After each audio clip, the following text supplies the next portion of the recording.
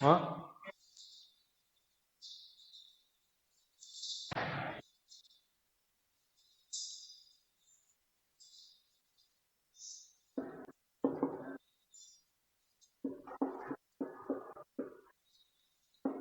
Now come to the solution to eradicate poverty. Answer लिखा था किसी ने? हाँ, दिखा दिया करो, ठीक है, आंसर लिख के भी क्लास के बाद दिखा देना। कितने लोग लिखे हो? बस 2 लोग? बाकी लोगों को नहीं सिलेक्ट होना है? हाँ?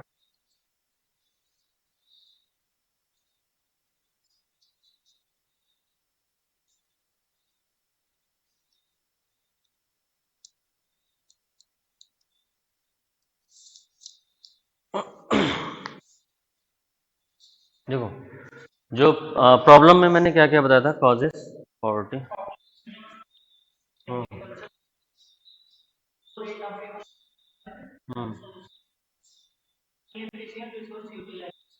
हम्म।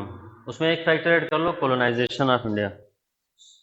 ठीक है, India has been a colony of Britishers ना, and they have exploited our economy, so that was also a reason। ठीक है, colonization of India is also reason. पीछे लिख लो, एक रीजन और बढ़ा लो उसमें बस।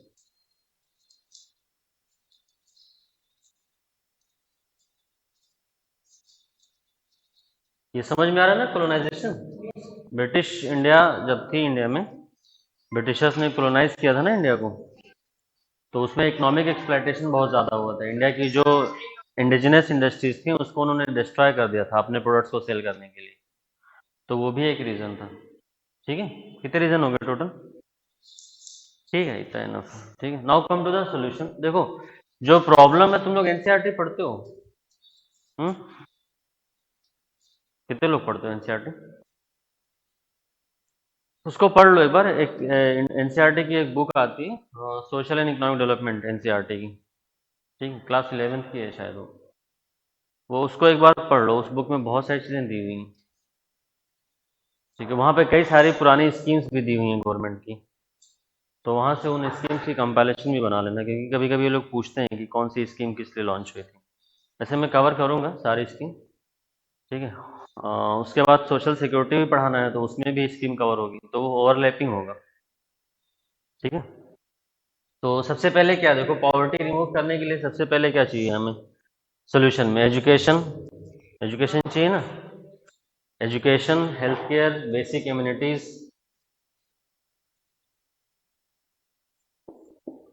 Education, health care, basic immunities, है ना? ये सब चाहिए, स्किल डेवलपमेंट, ये चीज़ें चाहिए ना। तो इसके लिए गवर्नमेंट की जो भी स्कीम होगी वो सब तुम्हें पढ़ना पड़ेगा। और मोस्ट इम्पॉर्टेंटली, अगर तुम्हें पॉवर्टी को हटाना है तो क्या करना पड़ेगा? एम्प्लॉयमेंट। एम्प्लॉयमेंट प्रोवाइड करना पड़ेगा। और एम्प्लॉयमेंट के लिए क्या चाहिए सबसे ज़्यादा चीज़ ज़रूरी? एजुकेशन, हेल्थ, ये सब के अलावा कोई बिजनेस स्टार्ट करना चाहते हो तो उसके लिए क्या चाहिए? Access to credit. Access to credit मतलब समझ रहे हो ना, लोन। तो ये सब चीज़ें भी चाहिए। अच्छा, इन सब से होगा क्या? एजुकेशन से, हेल्थ से, basic immunities, skill development, employment, employment के लिए एक्सेस टू क्रेडिट, इससे होगा क्या? ये सब चीज़ें मिला के, ये पूरी चीज़ें, ये, इससे क्या होगा? इससे ह्यूमन कैपिटल बनेगा ना। हाँ,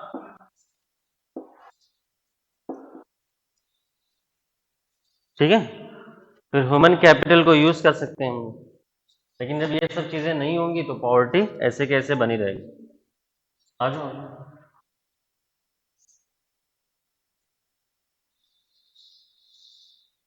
ठीक है, देखो, यहाँ इन सबसे ह्यूमन कैपिटल बन जाएगा, और जब एक्सेस टू क्रेडिट दोगे, लोन मिलेगा उनको, तो यहाँ से क्या हो जाएगा? इनकम मिल जाएगा उनको। तो वो, ये ह्यूमन कैपिटल प्लस इनकम, ये दोनों मिला के हम पॉवर्टी खत्म कर सकते हैं ना। क्लियर है? ये हमें सोल्यूशन चाहिए, पॉवर्टी को खत्म करने के लिए इन चीज़ों पे काम करना पड़ेगा। ठीक है, अब देखो प्रॉब्लम जो है ना, ये जो एक्सेस टू क्रेडिट है, ये बड़ी प्रॉब्लम है इंडिया में,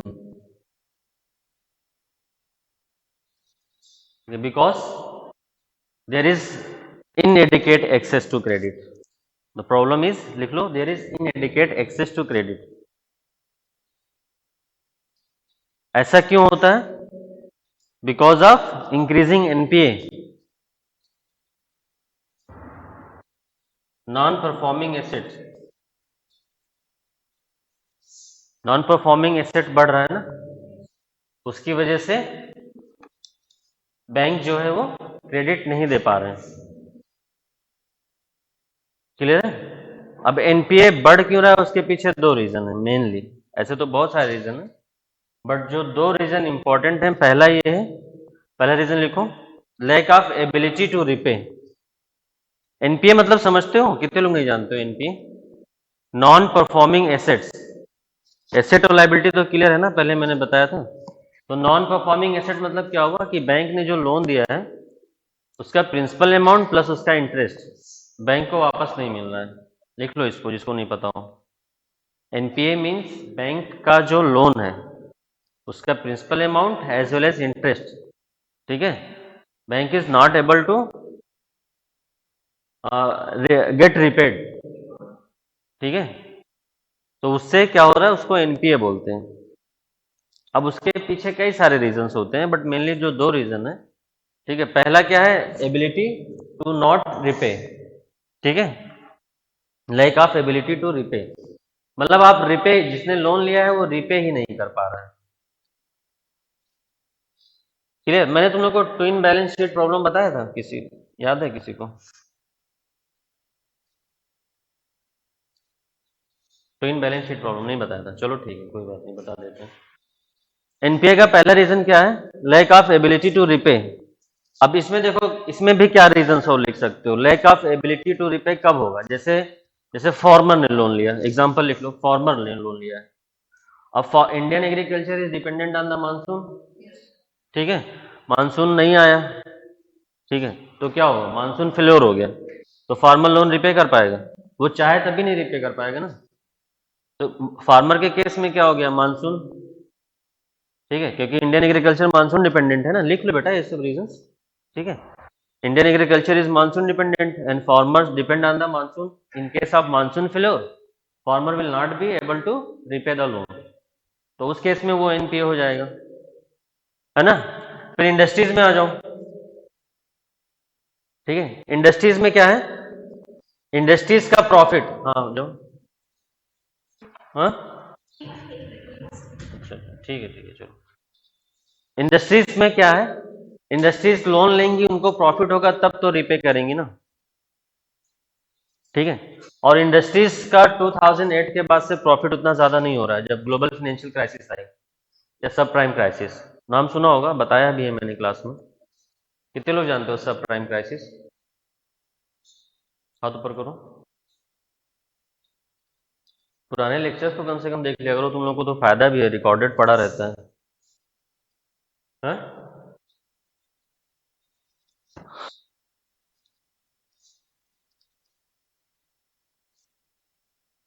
कैसे काम चलेगा यार, सब प्राइम क्राइसिस या ग्लोबल फाइनेंशियल क्राइसिस 2008 में आया था, ठीक है।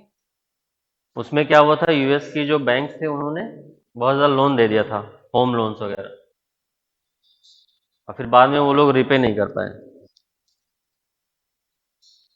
और जब बैंक लोन देगी तो उसका एसेट क्रिएट होगा, तो बैंक का एसेट क्रिएट हो रहा था, तो ग्लोबल इन्वेस्टर्स ने उसमें बैंक में फिर इन्वेस्ट किया, तो बैंक ने और ज़्यादा लोन दिया।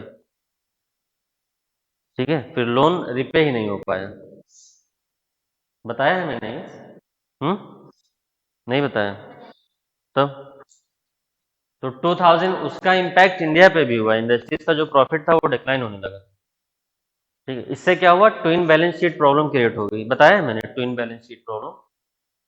नहीं, चलो ठीक है, कोई बात नहीं। ट्विन बैलेंस शीट प्रॉब्लम क्या होता है समझ लो, मैं बता देता हूँ।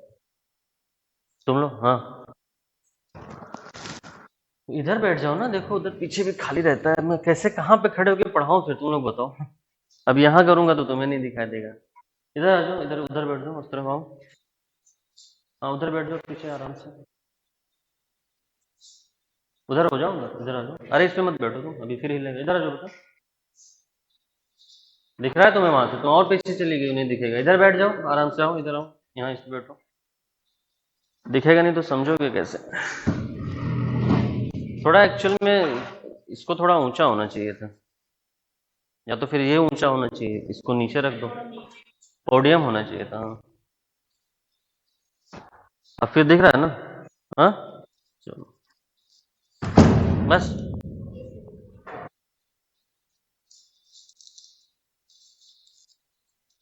अभी हम लोग डिस्कस कर रहे हैं कि एनपीए क्यों बढ़ रहा है, क्योंकि हमें ये चीज प्रोवाइड करनी है ना।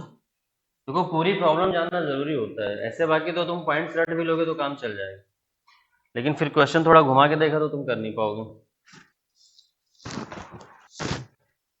क्लास टाइमिंग क्या रहती है? हाँ तो तुम लोग आते रहते हो यार। स्कूल वाले आते हैं, जाती नहीं है ना जल्दी। कॉमर्स वाले कितने लोग हो, हाथ ऊपर करो। बैलेंस शीट क्या होता है बताओ?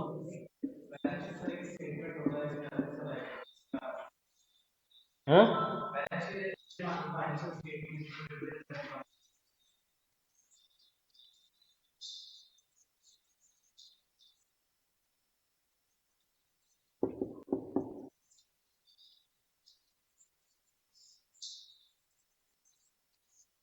ये भी हम बता चुके हैं, तुम लोग को याद नहीं आ रहा है? पुराने लेक्चर्स ही देख लिया करो यार, नोट डाउन कर लिया करो।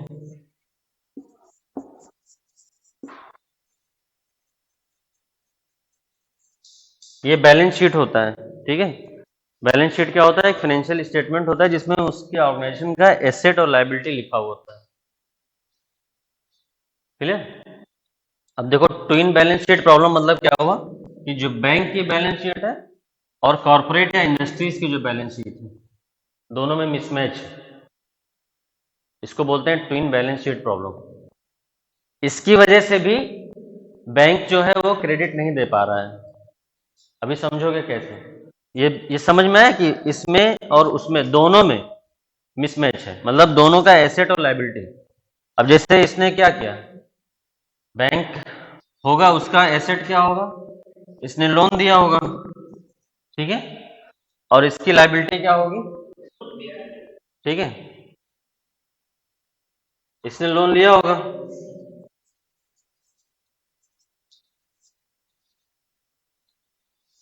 ये है क्लियर? अब लायबिलिटी में क्या होगा कि जो इसने डिपॉजिट लिया होगा उनको इंटरेस्ट देना होगा, तो ये इसका लायबिलिटी हो गया डिपॉजिट, क्योंकि इसमें इसको इंटरेस्ट वापस करना होगा। इतना क्लियर है? हाँ। फिर ऐसे कंपनी का होगा या कॉर्पोरेट का होगा। अब कॉर्पोरेट सेक्टर का प्रॉफिट नहीं हो रहा है, तो जो इन्होंने लोन लिया है वो लोन वो बैंक को वापस कर पाएंगे? बताओ। लिखते भी रहा करो तुम लोग, सिर्फ ऐसे बैठे मत रहा करो, क्योंकि मैं लिखवाता हूं नहीं तो फायदा कुछ होगा नहीं ना। और जो चीज छूट जाया करे वो लेक्चर में जाके घर पे देख के लिख लिया करो। क्लियर? यहाँ पे जब प्रॉफिट होगा कॉर्पोरेट का तभी तो वो उसको नया लोन वापस करेंगे। हाँ। अब इनका प्रॉफिट हो नहीं रहा है तो इनकी लायबिलिटी बढ़ती जा रही है, और उनके लोन वापस नहीं हो रहे हैं तो उनका एसेट घटता जा रहा है। तो ये लोग नया लोन देंगे फिर? पहले तो पुराना लोन देखेंगे ना कि वापस हो रहा है कि नहीं। तो ये नया लोन नहीं दे पाते हैं, कॉर्पोरेट को भी नहीं दे पाते हैं, और उसकी डर की वजह से फिर पुअर पीपल को नहीं दे पाते। तो lack of access to credit या इनएडिक्वेट क्रेडिट जो है वो बहुत बड़ी प्रॉब्लम है, और उसका एक रीजन ये भी है, twin balance sheet problem. Clear? क्योंकि दोनों की बैलेंस शीट गड़बड़।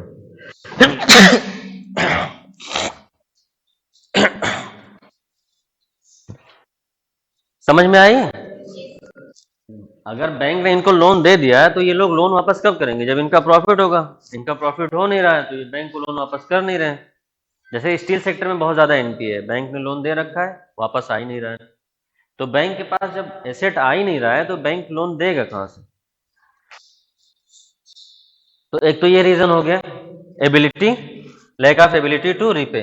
अब इसमें तुम कई सब पॉइंट करके लिख सकते हो, कोई जरूरी नहीं कि एक ही पॉइंट करके लिखो, मानसून का लिखो, इंडस्ट्रीज का लिखो, बैंक का लिखो, तो पॉइंट्स तुम्हारे बढ़ जाएंगे, बट कॉन्सेप्ट सब इंटरलिंक्ड है। दूसरा मेन रीजन है lack of willingness to repay. Lack of ability to repay के बाद दूसरा पॉइंट क्या है? Lack of willingness to repay. ठीक है, एबिलिटी एंड विलिंगनेस दोनों चीज होनी चाहिए ना, एबिलिटी एंड विलिंगनेस। अनएम्प्लॉयमेंट क्या होता है, बोलो? हाँ, हाँ, people who are either not able to थोड़ी होता है बेटा, people who are able and willing to do job. जब एबिलिटी ही नहीं है तो फिर क्या करोगे यार? तो बच्चे को भी तुम अनएम्प्लॉयड कर दोगे। देखो यही सब गलतियां तुम लोग एग्जाम में करते हो, मैं कॉपी चेक करता हूँ तो मुझे सब दिखता है। ठीक है, तो मुझे सब पता है कि तुम लोग कहाँ गलत करोगे, ऐसे लिख के आओगे। उसका रीजन ये है कि तुम लोग रिवाइज नहीं करते हो, तुम्हें लगता है अरे अनएम्प्लॉयमेंट क्या, वो तो मैं लिख ही दूंगा, अब ऐसे लिखोगे। इतना आसान सा टॉपिक लगता है, अभी पॉवर्टी पूछो तो वो नहीं बता पाओगे। उसका रीजन ही ऐसे तुम लोग उल्टी सीधा कॉपी में भर के लिख के ले आते हो। देखो आंसर राइटिंग का दो तरीका होता है, एक तो तुम लोगों ने किया वो काफी अप्रिशिएट करने लगे कि चलो कम से कम लिखा, लेकिन किसी की लैंग्वेज अपनी नहीं थी उसमें, सब लोग इंटरनेट से चीप के लाए थे। उसमें भी कोई प्रॉब्लम नहीं है, ठीक है, तुम इंटरनेट से चीप हो उसमें कोई दिक्कत नहीं है, बट अपनी लैंग्वेज तो यूज करो कम से कम। तुम पढ़ लो एक बार, वहां से भी पढ़ लो, कुछ नए पॉइंट्स मिल रहे हैं तो पॉइंट सेट कर लो, शॉर्ट नोट्स बना लो, लेकिन जब आंसर लिखो तो कॉपी किताब और नेट बंद करके लिखा करो। वहां तुम्हें थोड़ी सामने गूगल रहेगा कि टीप के ले आओगे, उसमें मैं क्या बताऊंगा क्या गलत है क्या सही है, तो तुम कहीं से टीप के लाए हो तो। जब खुद से लिखोगे तब ऐसे गलतियां करोगे, तब तो मैं कुछ बता पाऊंगा। अब तुमने क्या किया, गूगल उठाया, अच्छा ये क्वेश्चन आया था, लाओ टीप दो, सर को दिखा देते हैं,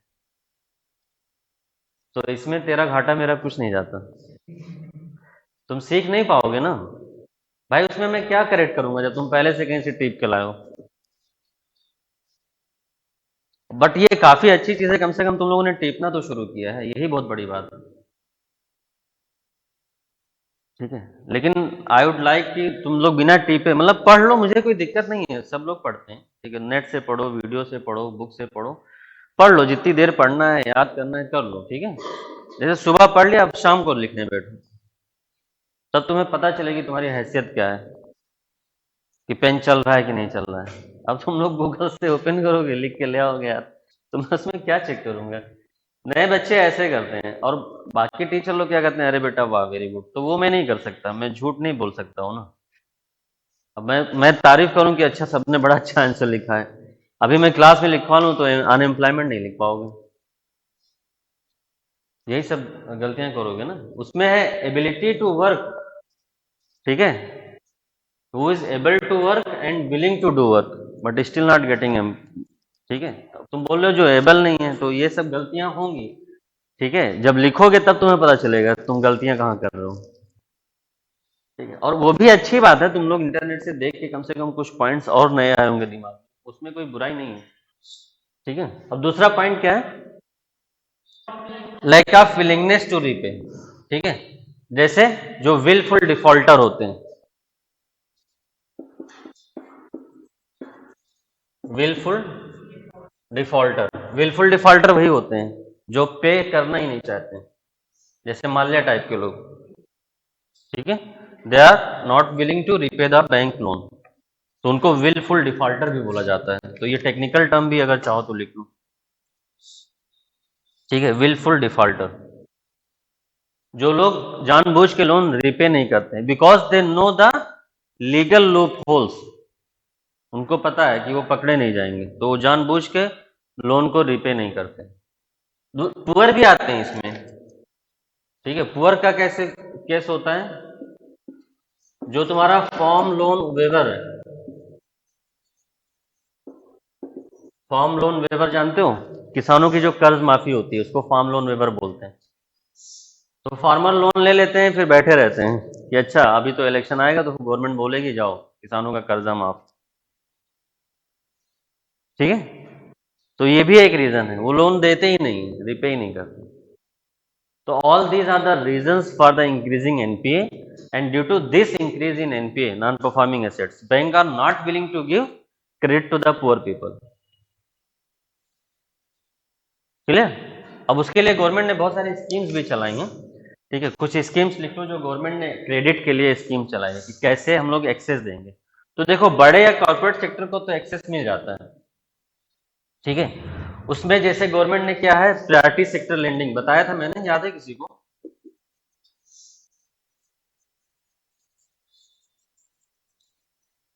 प्रायोरिटी सेक्टर लेंडिंग किसी को याद है? गवर्नमेंट नहीं बेटा, आरबीआई ने फिक्स किया है कि बैंक जो है कुछ सेक्टर्स में लोन देंगे, 40% जो उतना लोन देते हैं उसका 40% कुछ सेक्टर्स में देंगे। लिखवा दिया हूं मैं, नहीं लिखवाया? लिखवाया है ना? ठीक है, तो ये चीज है प्रायोरिटी सेक्टर लेंडिंग, तो इसमें एग्रीकल्चर भी आता है। प्रायोरिटी सेक्टर लेंडिंग का मतलब है कि बैंक, ये आरबीआई की गाइडलाइन है, ये गवर्नमेंट लोन नहीं प्रोवाइड करती है, उल्टा सीधा मत लिख देना एग्जाम में। ठीक है, it is guideline of RBI that bank will give 40% of their net credit to the priority sectors, और प्रायोरिटी सेक्टर्स में एग्रीकल्चर है, एमएसएमई है। ठीक है, एग्रीकल्चर, एमएसएमई, इन सबको लोन दोगे। एक तो ये इनिशिएटिव हो गया, ठीक है। दूसरा लिख लो SHG bank linkage program. SHG, SHG मतलब होता है सेल्फ हेल्प ग्रुप।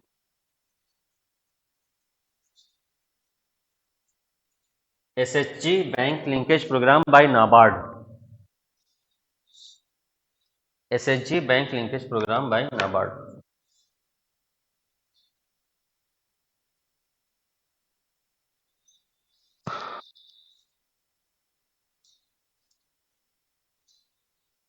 एसएचजी कोई जानता है? पढ़े हो तुम लोग एसएचजी?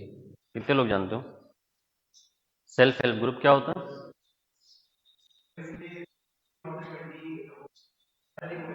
हाँ, जनरली आपस में पैसा कलेक्ट करके दूसरे को लेंडिंग करते हैं।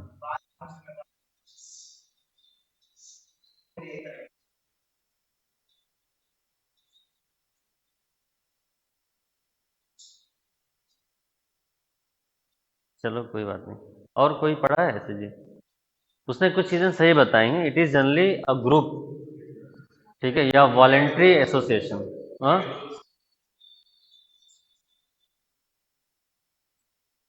ठीक है, पहले एसएचजी क्या होता है वो भी जानना जरूरी है। वही तो पहली लाइन में तो तुम लोग गड़बड़ कर दोगे, फिर आगे लिखोगे क्या? ठीक है, देखो एसएचजी का जो कॉन्सेप्ट है, ठीक है, वो generally it is a voluntary association. सबसे पहले तो ये वॉलेंट्री टर्म होना चाहिए। ठीक है, आप 20 आर मोर देन 20 पीपल, ठीक है, coming together to protect their own interest. ठीक है, उसको हम लोग सेल्फ हेल्प ग्रुप बोलते हैं। मतलब 20 या 20 से ज़्यादा लोगों का जो वॉलेंट्री एसोसिएशन है, जो साथ में आते हैं अपने इंटरेस्ट को प्रोटेक्ट करने के लिए, and especially women. Group of 20 or more than 20 लिखो तो वहां पे स्पेशली वीमेन लिख लो ब्रैकेट में।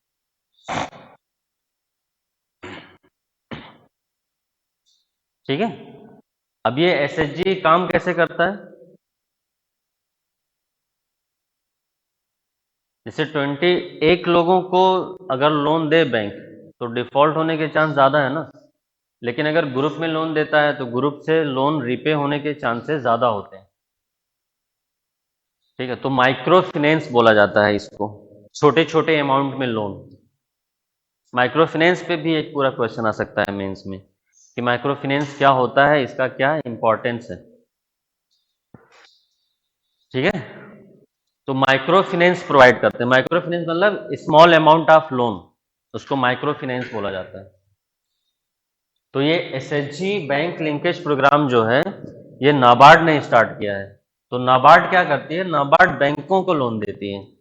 फिर बैंक उस सेल्फ हेल्प ग्रुप को माइक्रो क्रेडिट देते हैं, छोटे छोटे अमाउंट में लोन देते हैं। इसको एसएचजी बैंक लिंकेज प्रोग्राम बोला जाता है। एक ये भी हुआ है, नाबार्ड ने किया है। Other than this there are micro finance institutions. ठीक है, ये हो गया एसएचजी बैंक लिंकेज, तुम लोग लिखते हो ना। ठीक है, अगला है micro finance institutions. Micro finance institution जिसको हम लोग एमएफआई बोलते हैं, ये बैंक नहीं होते हैं। लोगों में कंफ्यूजन होता है कि ये बैंक होते हैं, ये बैंक की तरह काम करते हैं but they are not bank. लिख लो वहां पे, micro finance institutions are not bank but their functioning is like bank. ठीक है,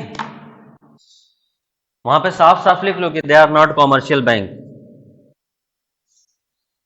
they are NBFCs, non banking financial corporations. Bank नहीं होते हैं।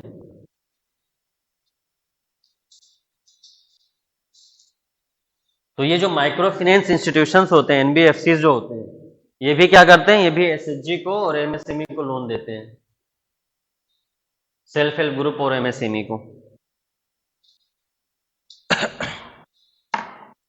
पानी है किसी के पास? घर का? घर का पानी है ना?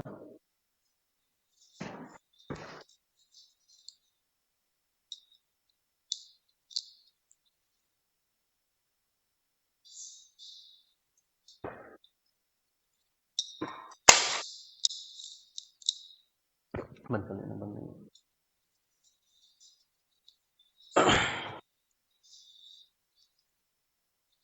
क्लियर है? अब ये जो एसएचजी वाला जो कॉन्सेप्ट है, सेल्फ हेल्प ग्रुप और माइक्रो फाइनेंस इंस्टीट्यूशंस, ये सबसे पहले ये वाला आइडिया दिया था मोहम्मद यूनुस। नाम लिख लो। ठीक है, मोहम्मद यूनुस बांग्लादेश के हैं। इन्होंने बांग्लादेश में ग्रामीण बैंक स्टार्ट किया था। ये ग्रामीण बैंक इन बांग्लादेश। और माइक्रो फाइनेंस का आइडिया किसका था? मोहम्मद यूनुस, बांग्लादेश के हैं। बांग्लादेश क्रिकेट टीम का देखोगे तो उनके लोगों पे भी ग्रामीण बैंक लिखा रहता है, पता नहीं अब है कि नहीं, पहले रहता था, क्योंकि ग्रामीण बैंक वहां स्पॉन्सर करती है बांग्लादेश की टीम को। ठीक है, ग्रामीण बैंक, नाम भी लिख लेना मोहम्मद यूनुस। इनको भी नोबेल मिल चुका है। ठीक है, बांग्लादेश के हैं।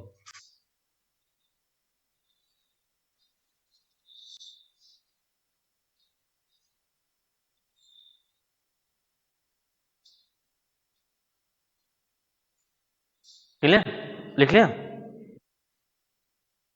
इन्हीं का आइडिया था और वहां पे ये काफी सक्सेसफुल था। मतलब वहां पे एनपीए हो ही नहीं रहा था। उन्होंने क्या किया, छोटे छोटे जो सेल्फ हेल्प ग्रुप थे उनको माइक्रो क्रेडिट दिलवाया इसी बैंक के थ्रू। इसलिए देखो बांग्लादेश की इकोनॉमी आज बहुत तेजी से ग्रो कर रही है, उसमें इस बैंक का बहुत बड़ा हाथ है और मोहम्मद यूनुस का भी। ये मॉडल हम लोग इंडिया में भी रेप्लिकेट कर सकते हैं, बट इंडिया में अभी तुम लोग गवर्नेंस जब पढ़ोगे पॉलिटी के पेपर 2 में, तो वहाँ सेल्फ हेल्प ग्रुप पूरा एक टॉपिक है गवर्नेंस में। तो वहाँ पे तुम पढ़ोगे कि इनकी प्रॉब्लम्स क्या हैं, सेल्फ हेल्प ग्रुप की, क्यों नहीं सक्सेसफुल हो पा रहा है इंडिया में। ठीक है, अच्छा तुम लोगों ने अपना ऑप्शनल डिसाइड कर लिया है? कितने लोगों ने किया है? क्या है ऑप्शनल? हाँ, और किसका डिसाइड?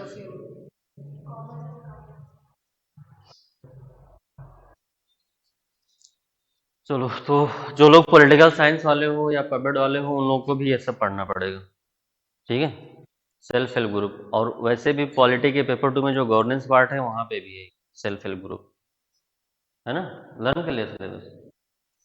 अच्छा, वेरी गुड। ठीक है, तो वहां पे तुम्हें पूरा ये डिटेल में पढ़ने को मिलेगा। अभी हम लोग पॉलिटी पे चल रहे हैं, नहीं तो फिर वो बढ़ता ही चला जाएगा, खत्म ही नहीं होगा। मुझे पढ़ाने को मिल जाए तो मैं 5-6 घंटे की क्लास लेता हूँ, क्योंकि जो चीज़ें आती हैं तुम लोग मुंह लटका लेते हो, मुझे समझ में आ जाता है कि तुम लोग जानते नहीं हो, फिर मैं उसको एक्सप्लेन करता हूँ, फिर वापस वहाँ आता हूँ। बट यहाँ पे नंबर ऑफ क्लासेस लिमिटेड है, तो उस हिसाब से मुझे देखना है। बाकी जो गवर्नेंस सर पढ़ाने आएंगे तो वो एसएचजी पढ़ाएंगे पॉलिटी में।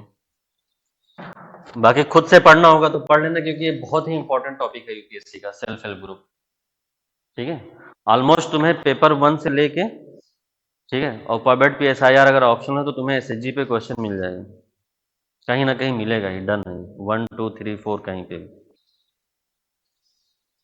GS1 में भी आ सकता है ना, वीमेन जब तुम लिखोगे रोल ऑफ वीमेन तो वहां पे भी आ सकता है। GS1 में है ना इंडियन सोसाइटी में रोल ऑफ वीमेन।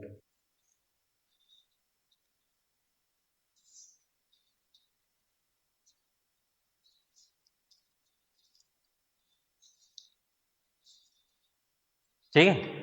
फिर देखो तुम लोग एनसीईआरटी से जो पुरानी वाली स्कीम्स हैं वो सब कवर कर लेना कि कौन सी स्कीम्स हैं, क्योंकि उसमें कुछ समझाने जैसा नहीं है कि मैं तुम्हें समझाऊं। तो मैं कोशिश कर रहा हूँ कि ज़्यादातर समझाने वाली चीज़ें बता दूं। अब वो स्कीम्स वगैरह मैं कुछ बताऊंगा लेकिन जो इम्पोर्टेंट है, बाकी पुरानी स्कीम्स जो है तुम आई थिंक कवर कर लो एनसीईआरटी से। बाकी जैसा बोलोगे तो हम करवा भी देंगे। मैं नाम बता देता हूँ, स्कीम्स के नाम लिख लो। ठीक है। देखो इसको 3 पार्ट में डिवाइड करके लिख सकते हो स्कीम के नाम, ताकि तुम्हें याद रहे। पहला है employment programme and skill building.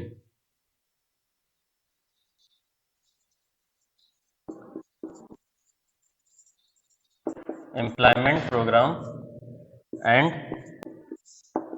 Skill development. इससे रिलेटेड कौन कौन से स्कीम्स हैं? ठीक है, एम्प्लॉयमेंट। अब देखो एम्प्लॉयमेंट वाले में ये स्कीम्स भी लिख सकते हो। ठीक है। दूसरा है तुम्हारा फूड एंड शेल्टर से रिलेटेड। फूड एंड शेल्टर भी है ना पॉवर्टी में। याद करो, मल्टी डायमेंशनल पॉवर्टी। याद आ रहा है? हाँ, नहीं याद आ रहा है? कितने में पुअर रहोगे मल्टी डायमेंशनल में, तो पुअर हो जाओगे। 6 में तो सीवियर पॉवर्टी है ना, मल्टी डायमेंशंस में एक्सेस टू क्रेडिट ऐसे करके लिख लेना। जैसे एम्प्लॉयमेंट प्रोग्राम और स्किल डेवलपमेंट है, वो एम्प्लॉयमेंट वाले में भी वो सब स्कीम लिख देना। ठीक है। इसमें सबसे ज्यादा इंपॉर्टेंट है मनरेगा। मनरेगा में भी थोड़ा डिटेल में पढ़ाऊंगा क्योंकि ये टॉपिक बहुत इंपॉर्टेंट है। मनरेगा है ना। अभी मैं मनरेगा का थोड़ा डिटेल में बता दूंगा, बाकी और टॉपिक्स तुम्हें खुद से पढ़ना पड़ेगा। ठीक है। फिर national rural livelihood mission, NRLM। इसी को आजीविका भी बोलते हैं, national rural livelihood mission. Livelihood को हिंदी में आजीविका बोलते हैं ना, स्कीम का नाम भी आजीविका है। और पीसीएस में जनरली ईयर पूछता है, तो मनरेगा का जो ईयर है वो 2005 है, और एनआरएलएम का जो ईयर है वो 2011 है। ठीक है, इन दोनों का ईयर पूछा है तो मैं बता देता हूँ, बाकी का ईयर तुम लोग देख के लिख लेना। इसमें भी देखो एनआरएलएम जो है ना, इसमें भी है कि सेल्फ हेल्प ग्रुप को प्रमोट किया जाएगा। तो जब तुम सेल्फ हेल्प ग्रुप लिखोगे कि उसमें गवर्नमेंट ने क्या इनिशिएटिव लिए हैं, तो वहां पे ये स्कीम भी लिख सकते हो। बाकी तुम पॉवर्टी में भी लिख सकते हो, ये एम्प्लॉयमेंट में भी लिख सकते हो। ठीक है। क्योंकि सेल्फ हेल्प ग्रुप बनेगा तो उससे एम्प्लॉयमेंट जनरेट होगा। तो इसका फोकस जो था एनआरएलएम का, वो सेल्फ हेल्प ग्रुप को प्रमोट करना था। क्लियर? जिससे एम्प्लॉयमेंट जनरेट हो, पॉवर्टी कम हो जाए। तो लिख लो इसको।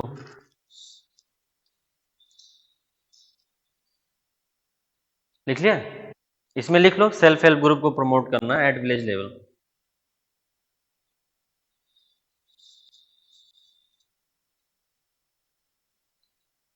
ठीक है। फिर ऐसे ही नेशनल अर्बन लाइवलीहुड मिशन भी है।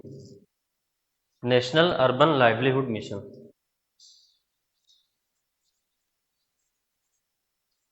ठीक है। फिर स्किल डेवलपमेंट वाले कुछ स्कीम लिख लेना, जैसे प्रधानमंत्री कौशल विकास योजना। National urban livelihood mission, urban livelihood mission. ठीक है। फिर स्किल डेवलपमेंट में लिख लेना प्रधानमंत्री कौशल विकास योजना है, प्रधानमंत्री कौशल विकास योजना।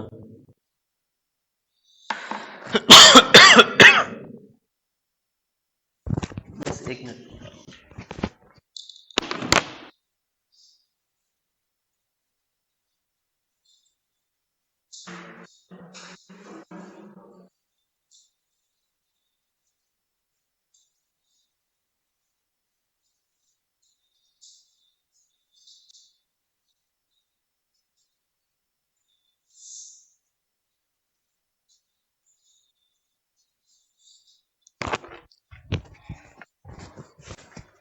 लिख लिया? बाकी और ओल्ड एनसीईआरटी में जो मतलब एनसीईआरटी में जो पुरानी स्कीम दी हुई है, 19 जवाहर रोजगार योजना, ठीक है, याद होगा कुछ? किसी को याद आ रहा है? हाँ, सुना हुआ है। पुरानी स्कीम्स कवर कर लेना वहां से, ठीक है, जैसा बोलोगे तो हम कवर करवा देंगे, तुम लोग की मर्जी। बाकी हम सोच रहे हैं कि जो मेन मेन स्कीम्स है उसको अच्छे से कवर करवा दें, क्योंकि ये सब मेंस में आता है, ठीक है। बाकी वो सब बस उसमें है क्या और उसका नाम पूछता है, ठीक है। जैसे तुम्हारा एक स्कीम है उसका कम्युनिटी डेवलपमेंट प्रोग्राम, वो 1952 में स्टार्ट हुआ था, तो ये सिर्फ ऐसे पूछा है हिली एरिया डेवलपमेंट प्रोग्राम, तो ये सब वहां पे दिया हुआ है, तो तुम पढ़ना तो उसको ऐसे इसी के नीचे लिख लेना, ठीक है। बाकी इतना भी लिख दोगे, अगर 4 इसमें लिख दोगे, 3 इसमें लिख दोगे, 2 इसमें लिख दोगे, तब भी तुम्हारा पेज भर जाएगा, ठीक है। तो बस ये प्रीलिम्स के लिए थोड़ा ये है कि भाई कि ईयर पूछ लेता है, तब उसके लिए तुम लिख लो, बाकी मेंस के लिए तो इतना एनफ है। अभी 4 यहाँ लिखोगे, 3 यहाँ, 2 यहाँ, तो 8-9 स्कीम तो वैसे हो गई, और 200 वर्ड में 8-9 लिख दोगे तो वैसे भी बहुत है, ठीक है। चलो इसको लिख लो।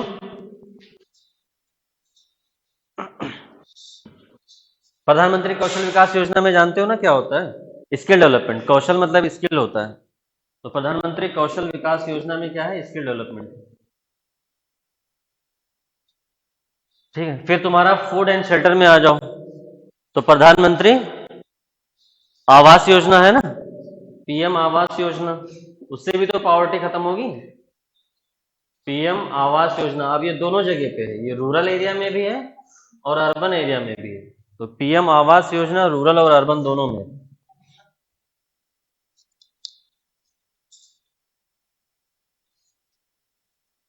इसका भी ईयर लिख लो, 2015 में लॉन्च हुआ था ये पीएम आवास योजना। हाँ, ये सब पीसीएस में पूछता है जनरली ईयर मैच करने के लिए, अगर तुम लोगों ने किसी ने पेपर दिया है पीसीएस का? हाँ, नहीं, कितने लोग दिए हो? 2 लोग, पूछता है ना इस तरह के क्वेश्चन, तो ये बस उसी के लिए है। और बाकी अगर तुम थोड़ा बहुत पढ़े रहोगे ना, तो तुम्हें थोड़ा आइडिया भी लग जाता है कि हाँ ये वाली स्कीम कब आई होगी, लेकिन वो लोग बहुत बदतमीजी करते हैं, 15, 16, 14 ऐसे ऑप्शन दे देते हैं, मतलब उससे क्या चेक करना चाहते हैं तो वो मुझे भी नहीं समझ आता है।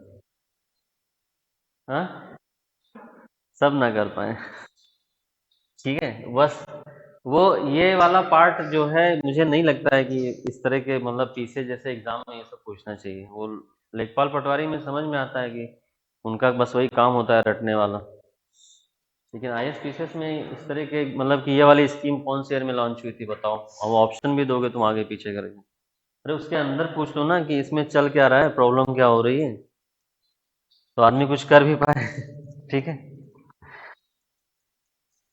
उसके अलावा आईसीडीएस स्कीम है, इंटीग्रेटेड चाइल्ड डेवलपमेंट स्कीम, जो 1975 में लॉन्च हुआ था। ये सब पूछ चुका है पीसीएस में, जो पूछा है वही बता रहे हैं सिर्फ, integrated child development scheme, ICDS, ठीक है। फिर तुम्हारा मिड डे मील स्कीम है, मिड डे मील 1995 में स्टार्ट हुआ था।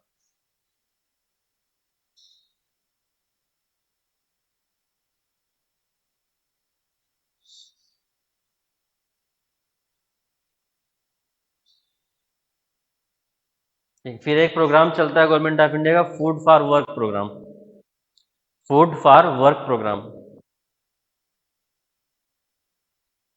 हाँ 1995, 1975। देखो मुझे रटते रटते सब याद हो गया, तुम लोगों को भी थोड़ा टाइम लगेगा, ठीक है। हाँ, food for work programme, food for work programme, ठीक है। एक स्कीम है अन्नपूर्णा योजना, अन्नपूर्णा, अन्नपूर्णा योजना। क्या हुआ बेटा? फूड फॉर वर्क प्रोग्राम लिखो, फिर उसके बाद अन्नपूर्णा, अन्न मतलब जानते हो ना, सीरियल जिसको फूड ग्रेन्स, उसको अन्न बोलते हैं, अन्नपूर्णा। हाँ यार मुझे नहीं याद आ रहा है, देख लेना यार, नेट पे सर्च करना यार, मिल जाएगा। अभी मुझे जो मेन पढ़ाना है ना वो मनरेगा पढ़ाना है, मैं सोचता हूँ ये जल्दी से खत्म हो, मनरेगा पे आ जाऊँ क्योंकि वो इंपॉर्टेंट है, ठीक है। नेक्स्ट है तुम्हारा एक्सेस टू क्रेडिट।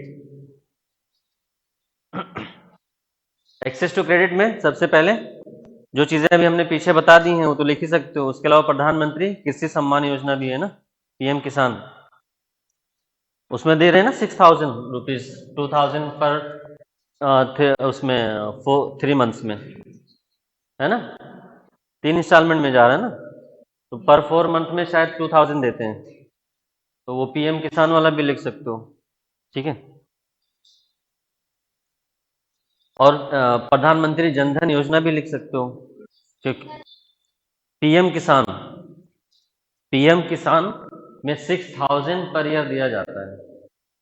2,000 के 3 इंस्टॉलमेंट में, लिख लो इसको, एक साथ नहीं देते हैं। 2,000 के 3 इंस्टॉलमेंट में दिया जाता है, 6,000 रुपये पर ईयर। ठीक है। फिर प्रधानमंत्री जन धन योजना है। प्रधानमंत्री जन धन योजना में क्या है, जीरो बैलेंस पे बैंक अकाउंट ओपन होता है पुअर लोगों के लिए, तो उससे उनका फाइनेंशियल इंक्लूजन होगा। ठीक है।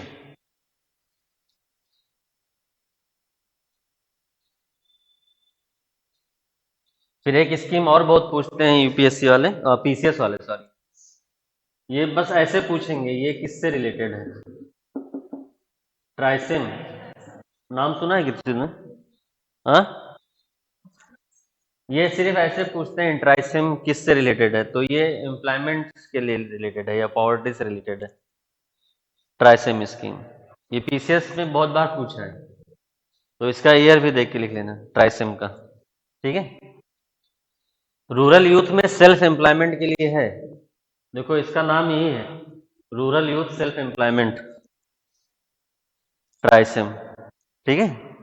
तो स्कीम के नाम में भी छिपा रहता है, तुम्हें ऑप्शन गेस करना हो ना, तो उससे भी गेस कर सकते हो। मान लो उससे ट्राइसिम देंगे, पूरा नहीं देंगे तुम्हें लिख के, बस पूछेंगे ट्राइसिम किससे रिलेटेड है, तो नीचे 3-4 ऑप्शन दिया रहेगा कि वीमेन एम्पावरमेंट से रिलेटेड है, या लिखा रहेगा कि सेल्फ एम्प्लॉयमेंट इन यूथ, ठीक है, या self employment in rural youth, ऐसे करके। ठीक है। या कुछ दे देंगे कि फार्मर वेलफेयर के लिए है। तो तुम्हें जब तुम ध्यान से देखोगे तो ये ऑप्शन वगैरह को एलिमिनेट करने में हेल्प करता है। ट्राइसिम लिखा है तो तुम अब गेस करो कि रूरल यूथ सेल्फ एम्प्लॉयमेंट अगर कहीं दिख रहा है तो मतलब यही सब होगा। ये सब गेस करने के तरीके हैं, मतलब कोई हार्ड एंड फास्ट रूल नहीं कि हमेशा सही होगा, बट ज्यादातर केस में सही हो जाता है। ठीक है। जैसे एक स्कीम है प्रिज्म, ठीक है, तो उसका प्रोटेक्टिंग इंटेलेक्चुअल प्रॉपर्टी है। तो जैसे जो स्कीम वाले इस तरह से कैपिटल लेटर में जो नाम होते हैं ना, उनके नाम में छिपा रहता है वो किसके लिए। तो क्वेश्चन देख के आपने घबराना नहीं है। ठीक है। सबसे पहले आपने आपने घबराना नहीं है, तो घबरा जाओगे तो फिर खत्म हो जाएगा ना। ठीक है। फिर आईआरडीपी एक स्कीम है, इंटीग्रेटेड रूरल डेवलपमेंट प्रोग्राम, ये 1980 का स्कीम है, इंटीग्रेटेड रूरल डेवलपमेंट प्रोग्राम। ठीक है। कम्युनिटी डेवलपमेंट प्रोग्राम 1952 का है, वो भी लिख लो।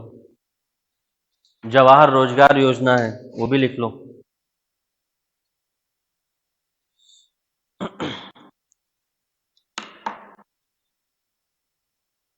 ठीक है।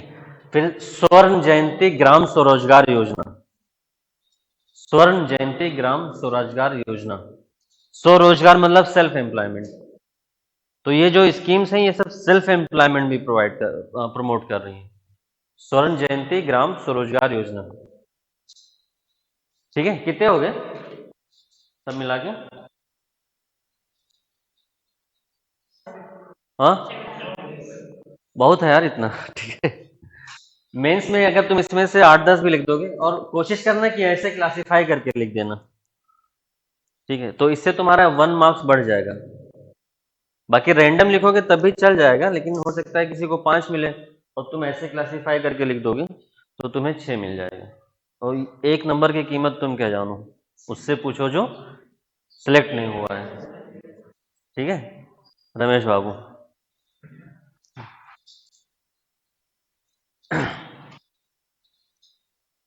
चलो अब हम लोग मनरेगा थोड़ा कवर कर लेते हैं, क्योंकि ये बहुत इंपॉर्टेंट स्कीम है।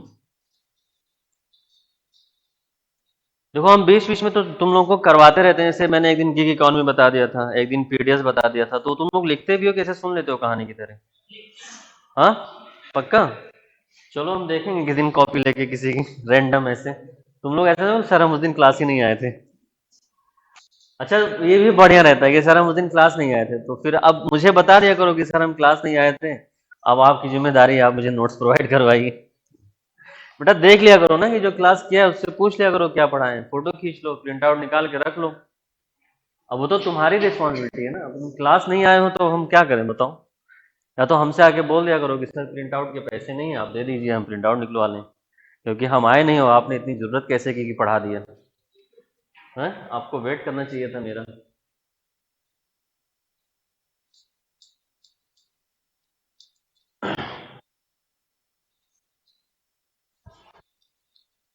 चलो आ जाओ मनरेगा पे।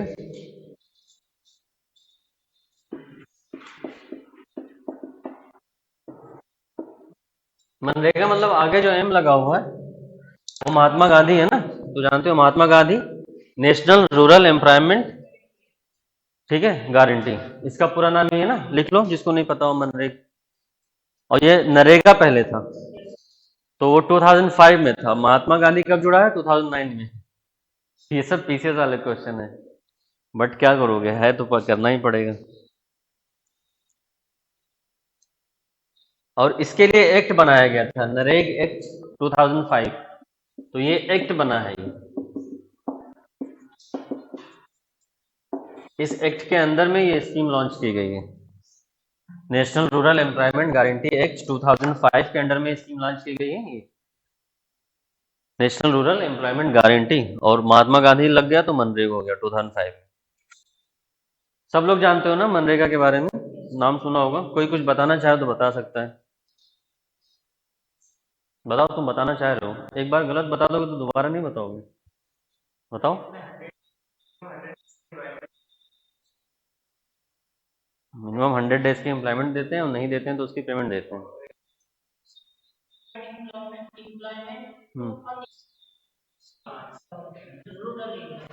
Unskilled person. और और कोई बताए किस, अच्छा कितने लोगों ने एग्जाम दिया है, मुझे थोड़ा हाथ ऊपर करो, आईएएस या पीसीएस का कोई भी। 2 लोग बस? बाकी लोगों ने अभी एग्जाम नहीं दिया है ना? इस बार देना है। इस बार कितने लोगों को देना है, मतलब इस वाले में? पूरी क्लास है? तुम लोग को नहीं देना है इस बार?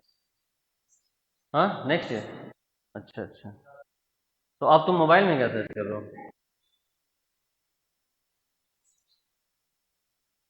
अपना रजिस्ट्रेशन में? चलो स्क्रीनशॉट लेके रख लो ना फिर। ठीक है। और कोई कुछ बताए मनरेगा के बारे में?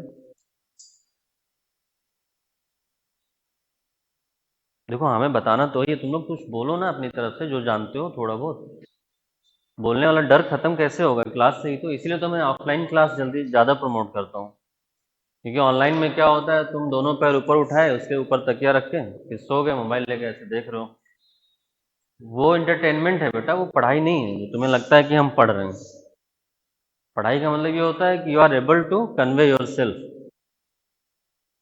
अगर तुम अपने आप को कन्वे नहीं कर पा रहे हो, मतलब तुमने नहीं पढ़ा है वो। अगर तुम ये चीज़ अब नहीं समझा पा रहे हो मनरेगा किसी को, ठीक है, तो मतलब कि तुमने पढ़ा नहीं है सही से। कोई चीज़ तुम्हें समझ आई कि नहीं आई, उसका सबसे अच्छा तरीका ये है कि तुम दूसरे को समझाओ। उसको तुम समझा लेगे तो मतलब कि तुम्हें आता है, और नहीं समझा पा रहे हो तो मतलब तुम्हें अभी नहीं आया, अभी और पढ़ने की ज़रूरत है। यही तरीका है, ठीक है। क्योंकि जब तुम डीएम बनोगे, एसडीएम बनोगे, तो जो स्कीम आएगी सबसे पहले तुम्हें अपने सबऑर्डिनेट को समझाना पड़ेगा कि इसमें ये चीज़ें हैं। तुम्हें तुम्हें मुख्यमंत्री बुला के थोड़ी समझाएंगे, तुम्हारे पास ऐसे लिखा हुआ आ जाएगा, ठीक है। फिर उसको पढ़ के तुम्हें अपने सबऑर्डिनेट को तुम्हें समझाना पड़ेगा। तो तुम यहाँ नहीं समझ पा रहे हो तो वहाँ कैसे समझोगे? तो इसलिए सिलेक्ट नहीं हो पाओगे। वही लोग सिलेक्ट हो पाते हैं जो दूसरों को समझा सकें। क्योंकि डीएम एसडीएम की जॉब क्या है, काम करना नहीं, काम करवाना होता है ना। उनको कभी काम करते हुए देखो, हमेशा ऑर्डर देते हैं, इंस्ट्रक्शंस, ये ऐसे करो, ये ऐसे करो। They know how to get their work done despite resistance, and that is the power, that is the authority, ठीक है। और ये लीडरशिप क्वालिटी भी है, तो वो सब आएगी कैसे जब बोलोगे नहीं तो। बोलो, तुम बताओ।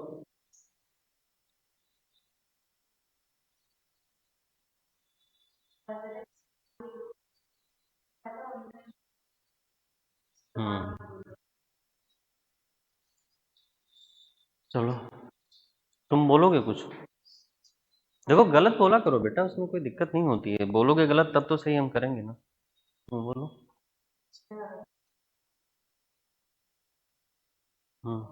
जो लोग गांव में अनएम्प्लॉयड है। और कोई और, तुमने भी एग्जाम दिया है ना? क्या नाम है तुम्हारा? बोलो, पढ़ा है कुछ? नहीं। वीमेन को, चलो ठीक है, कोई बात नहीं। सब लोग देखो जानते हो, बताते नहीं हो तुम लोग, इस डर से कि भी गलत हो जाएगा तो सर टोक देंगे। तो वो तुम्हारी गलती है बेटा, उसको गलत हो जाओगे, हम टोक देंगे तो तुम्हें याद रहेगा कि अच्छा हाँ सर ने यहाँ टोका था हमें। ठीक है। अब देखो ये मनरेगा जो स्कीम है, ये 2005 में लॉन्च हुई है। इसमें क्या है कि 100 days guaranteed employment, 100 days guaranteed employment, ठीक है, to people in rural area who are willing to do unskilled work. ठीक है, अनस्किल्ड को नहीं, मैं स्किल्ड हूं फिर भी मुझे अगर अनस्किल्ड वर्क करना है तो मुझे भी मिल जाएगा। तुमने सही बताया था लेकिन गड़बड़ कर दिया, इसलिए मैं बोलता हूं लिखते रहा करो। ठीक है, उसने बोला था कि अनस्किल्ड लोगों को एम्प्लॉयमेंट देते हैं, ये नहीं है, स्किल्ड लोगों को भी मनरेगा में एम्प्लॉयमेंट मिल सकता है if they are willing to do unskilled work. यही सब गलतियां तुम लोग कॉपी जब मैं चेक करता हूं तो यही सब गलतियां करते हो। ठीक है, तो इसको लिख लो, it is right based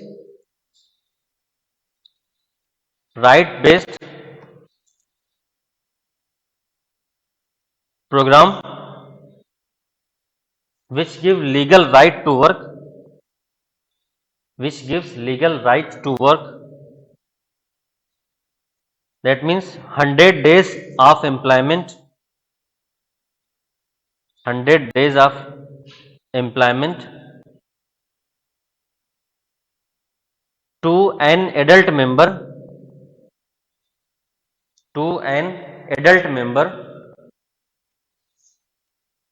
of every rural household, of every rural household,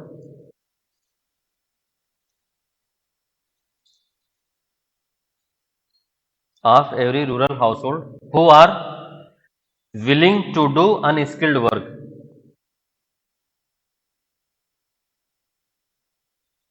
who are willing to do unskilled work।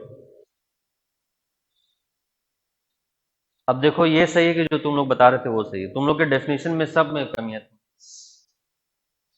भाई किसी ने बताया कि सर ये रूरल एरिया में पुअर लोगों के लिए है। रूरल एरिया में जो एपीएल हैं उनको भी काम मिलेगा, लेकिन कंडीशन क्या है, नॉन पुअर के लिए भी है ये। जो भी अनस्किल्ड वर्क करना चाहता है विलिंगली, और ये हाउस होल्ड में हर एडल्ट के लिए है, यानी कि एक पर्सन के लिए, 100 डेज का हर हाउस होल्ड में जो अनस्किल्ड वर्क करना चाहता है उसके लिए है ये स्कीम। उसको 100 डेज का गारंटीड एम्प्लॉयमेंट गवर्नमेंट प्रोवाइड करेगी। ठीक है, और एक चीज और है, ये डिमांड बेस्ड है, मतलब तुम्हें काम मांगना पड़ेगा,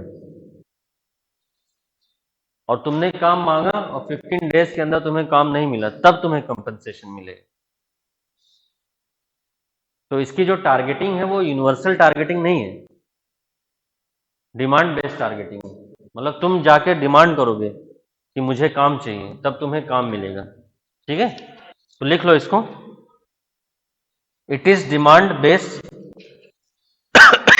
job creation, demand based job creation scheme means job will be provided, means job will be provided when an adult member will demand it, when an other member, when an adult member will demand it.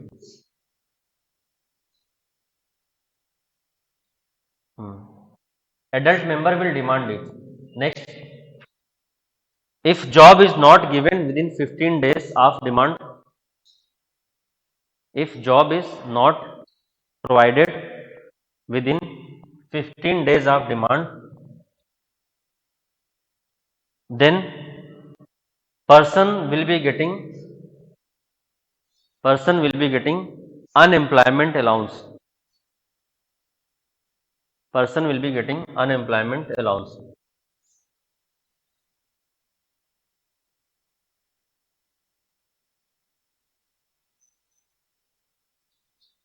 Person will be getting unemployment allowance.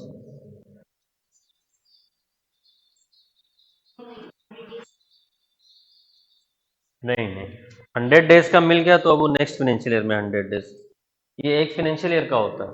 100 days का मतलब एक financial year है, ये नहीं कि पूरी life time का। लिख लो जिसको थोड़ा डाउट हो रहा है, यहाँ 100 days with in a financial year की बात होती है, एक साल में 100 डेज का। ठीक है, ऐसा नहीं कि एक लाइफ टाइम में 100 डेज।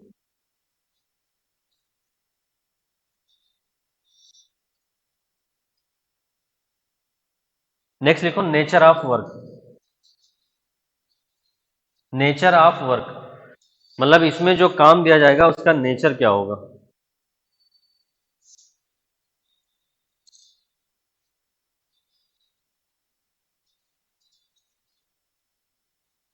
ठीक है, देखो mostly work is related to the, mostly, mostly word लिख लेना, work is related to the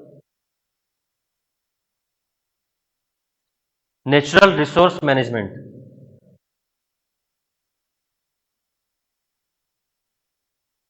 natural resource management like management of drought, management of soil erosion,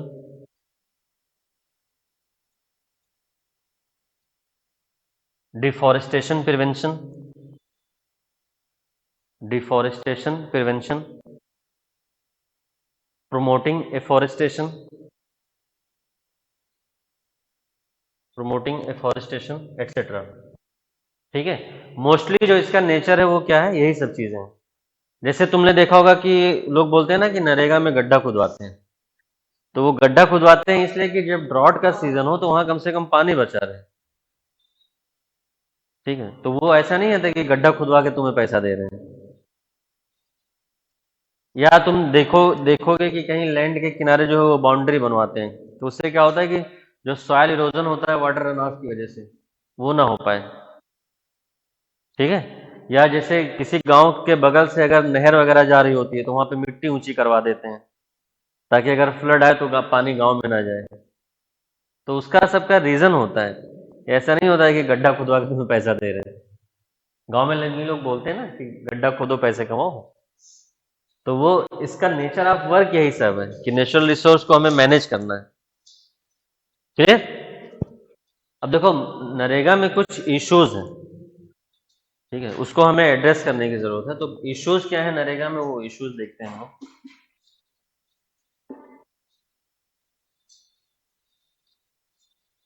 अच्छा, इसमें एक चीज और लिख लो, इसका इम्प्लीमेंटेशन जो होता है वो ग्राम पंचायत करती है, ये इसका सबसे अच्छा है। ग्रास रूट लेवल पर डेमोक्रेसी प्रमोट होती है। ठीक है, तो NREGA has to be implemented by the gram panchayat.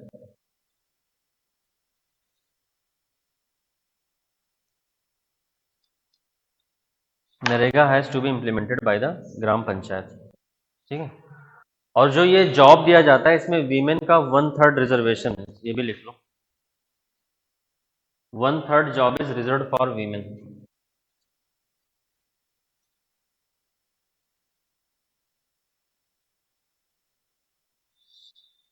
One third job is reserve for women. ठीक है, तो ये right to equal wage for equal work भी प्रमोट होता है इससे, है ना। कौन सा आर्टिकल में है ये right to equal work for equal wages? हाँ, 60 में। हाँ, क्या क्या नाम है बेटा तुम्हारा, क्या नाम है तुम्हारा बताओ। हाँ, बताओ।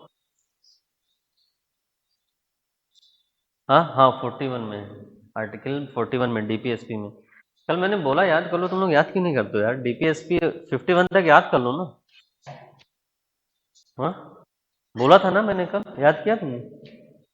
नहीं, कितने लोगों ने ट्राई किया, अच्छा ये तो बता दो याद करने में। कहाँ तक याद हो गया? एसडीजी याद हो गया पूरा? नहीं, कितना याद हुआ है? हाँ, 13 तक याद हो गया है, 6 बताओ। अच्छा, एसडीजी किसने याद किया, सस्टेनेबल डेवलपमेंट गोल? नहीं अच्छे, तो फिर आते क्यों हो तुम लोग, बस जब जब सिलेक्ट नहीं होना चाहते हो तब।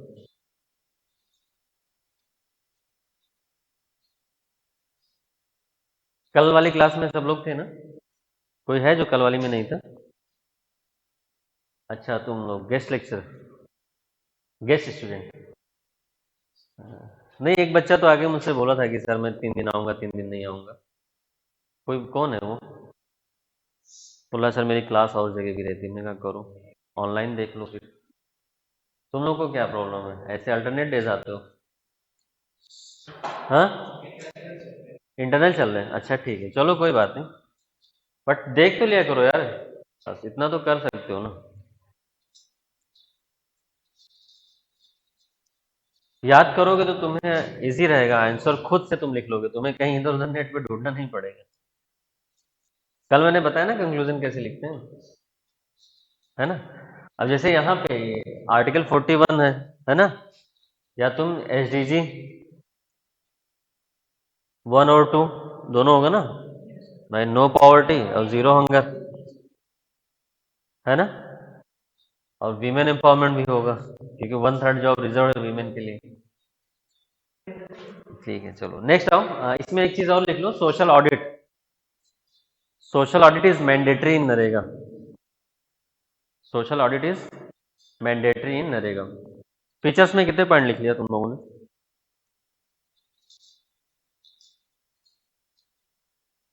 Social audit is mandatory in NREGA.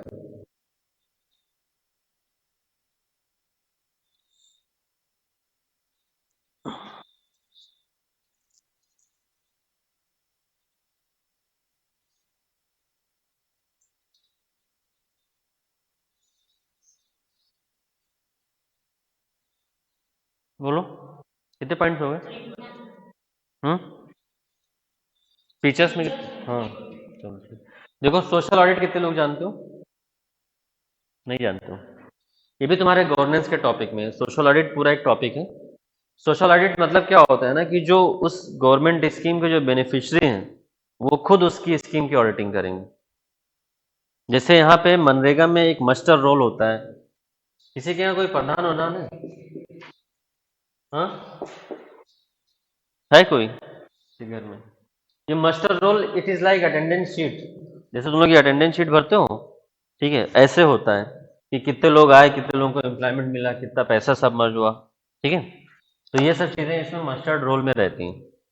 तो इसकी जो ऑडिटिंग होती है, वो ग्राम सभा इटसेल्फ, इसी को सोशल ऑडिट, और ये मैंडेटरी है मनरेगा में। सोशल ऑडिट जो है, सोशल ऑडिट मनरेगा के लिए मैंडेटरी है। तो जब तुम सोशल ऑडिट पढ़ोगे अभी गवर्नेंस में, तो वहां पे ये वे फॉरवर्ड में लिख सकते हो कि अदर डेवलपमेंट स्कीम के लिए भी मैंडेटरी करो, जैसे मनरेगा के लिए। तो मनरेगा की जो ऑडिटिंग होती है, वो जो ग्राम सभा होती है वो खुद करती है। ठीक है, और सोशल ऑडिट का कॉन्सेप्ट ही है कि जो बेनिफिशरीज हैं उस स्कीम के, वो खुद उसकी ऑडिटिंग करेंगे, उसको सोशल ऑडिट बोलते हैं। तो साइड में लिख लो जिसको नहीं पता हो कि सोशल ऑडिट क्या होता है। सोशल ऑडिट मतलब क्या होता है, जो कम्युनिटी होती है, जो बेनिफिशरी है, it's self auditing the scheme. हाँ, क्या हुआ? हाँ, फिर करप्शन नहीं होता है। सही बोल रहे हो। अरे तो हम बताते हैं क्यों होता है ना। हाँ, it's self auditing the scheme. ये किया ही गया है इसलिए कि करप्शन ना हो, गुड गवर्नेंस हो, लोगों का पार्टिसिपेशन हो, पीपल्स पार्टिसिपेशन। ठीक है, तो इसमें ये चीज भी मैंडेटरी है सोशल ऑडिट, कि जो बेनिफिशियरी होंगे वो खुद इसमें ऑडिटिंग करेंगे। और फिर वो ऑडिट रिपोर्ट, जैसे मनरेगा किस मिनिस्ट्री के अंडर में आता है? मनरेगा किस मिनिस्ट्री के अंडर में आता है? मिनिस्ट्री ऑफ रूरल डेवलपमेंट है। हाँ, लिख लो, ये सब पूछता है प्रीलिम्स में। ठीक है, मिनिस्ट्री ऑफ रूरल डेवलपमेंट के अंडर में आता है ये।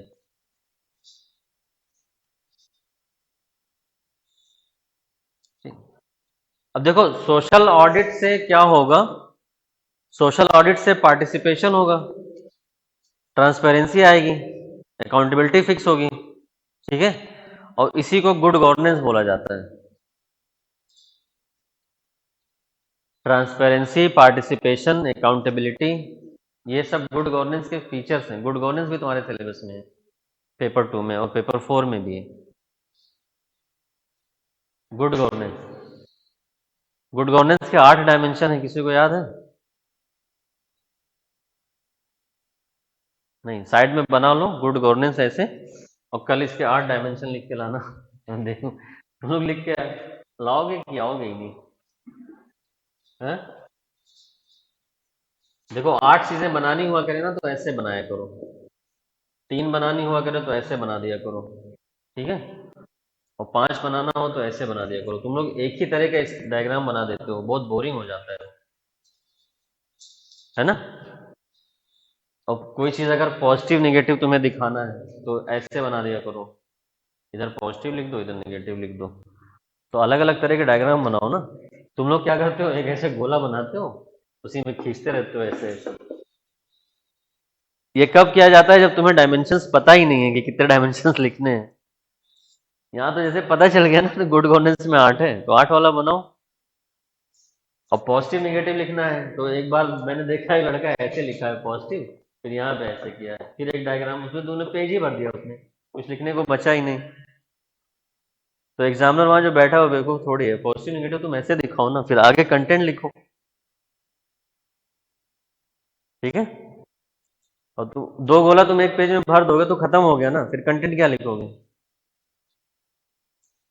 तो ऐसे भी बच्चे मैनिपुलेट करते हैं, बट वो मुझे सब पता है, ठीक है? कॉपी चेक करते करते इतना एक्सपीरियंस हो गया है कि कहाँ तुम बेवकूफ बनाओगे हमें। क्लियर? तो गुड गवर्नेंस में डायमेंशंस जो है 8 डायमेंशंस हैं। उसमें अकाउंटेबिलिटी है, ठीक है, ट्रांसपेरेंसी है, रिस्पॉन्सिवनेस है, पार्टिसिपेशन है, ठीक है, कंसेंसस बेस्ड डिसीजन मेकिंग है, इक्विटी एंड इंक्लूसिवनेस है, ठीक है? लिख लोगे? तो ये सब चीजें यहाँ मनरेगा में जब सोशल ऑडिट करोगे तो ये सब चीजें होंगी, और उससे क्या होगा, करप्शन कम होगा। ये सब चीजें ऐसे डिजाइन की गई हैं कि ये सब चीजें ऐसे करोगे तो ऐसे ऐसे इंप्लीमेंट होगा, तो ऐसे गुड गवर्नेंस आ जाएगा। बट इसके इम्प्लीमेंटेशन में भी इश्यूज हैं, ठीक है? जो इतना आसानी से जो दिख रहा है वो है नहीं। इश्यूज में आ जाओ।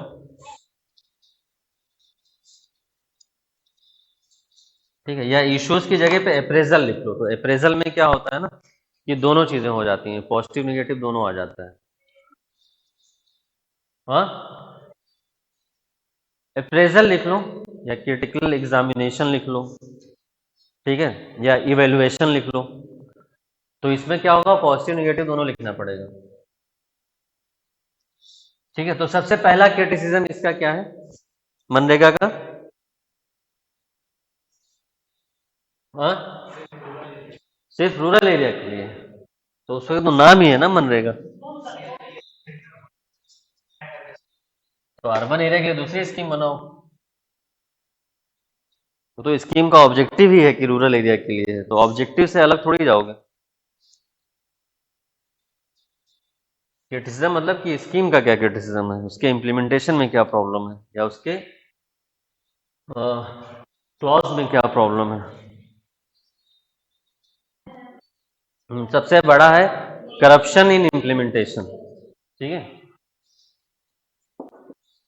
करप्शन इन इम्प्लीमेंटेशन,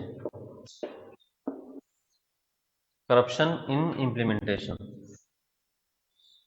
ठीक है? जो ये मास्टर रोल बनता है, इसमें कई सारे नेम जो होते हैं वो फेक होते हैं। वही इंक्लूजन एक्सक्लूजन एरर बताया था ना मैं पीडीएस के टाइम पे, वो यहाँ पे भी होता है, ठीक है? नाम ही फेक है, हो सकता है वो पर्सन वहां रह भी नहीं रहा हो, ठीक है, और उसके नाम पे भी जा रहा होता है। या प्रधान लोग क्या करते हैं, अपने ही रिलेटिव्स में बांट देते हैं, जैसे सेल सैलरी वेज बोला जाता है उसको। हाँ, सैलरी और वेज में डिफरेंस होता है ना थोड़ा सा। बोलो।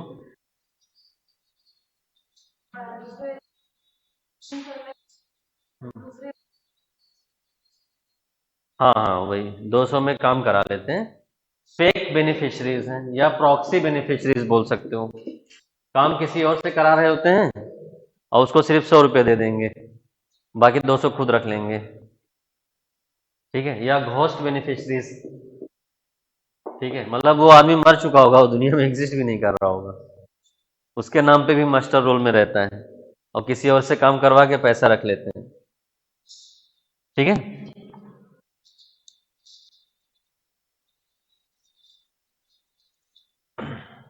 क्लियर। तो ये मास्टर रोल मतलब समझ गए ना, इसमें प्रॉब्लम है। अच्छा, ये जो प्रॉब्लम थी वो धीरे धीरे कम हो रहा है, क्योंकि अब गवर्नमेंट जो है इलेक्ट्रॉनिक मास्टर रोल को प्रमोट कर रही है।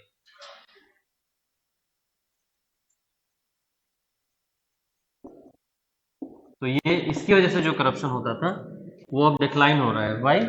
Because government is now promoting electronic master roll. Clear है? तो ये एक प्रॉब्लम तो ये हो गई। दूसरी प्रॉब्लम लिखो, पुअर टारगेटिंग। Poor targeting.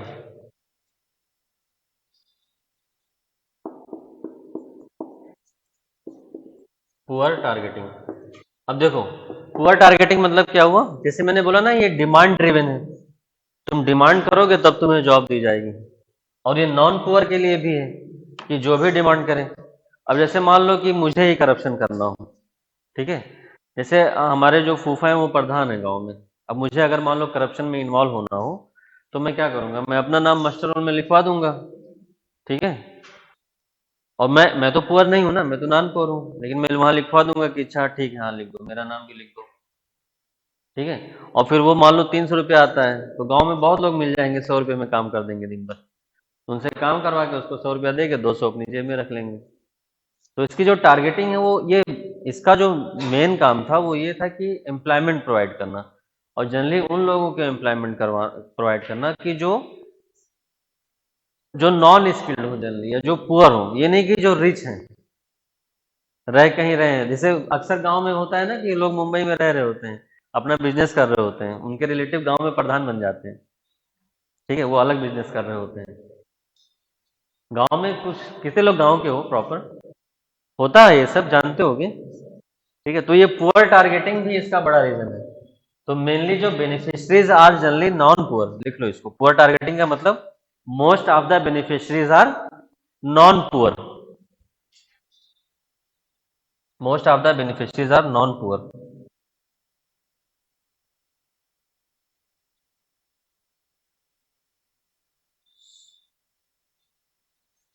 मतलब एपीएल फैमिली से एक सर्वे की ऑर्गेनाइजेशन है, IHDS. IHDS, Indian Human Development Survey. इसने बोला है कि जो 65% इसमें बेनिफिशरीज होते हैं, दे आर फ्रॉम एपीएल। सोचो, 65% बेनिफिशरीज।